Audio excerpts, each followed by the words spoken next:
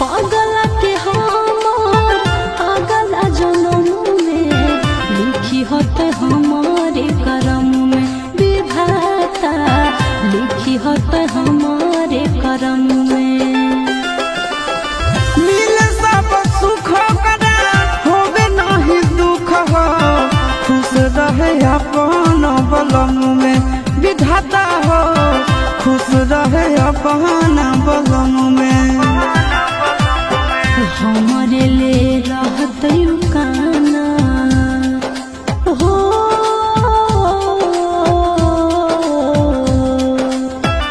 हमारे ले रहत काना रही हो धीरा जावा तो बांधत हो।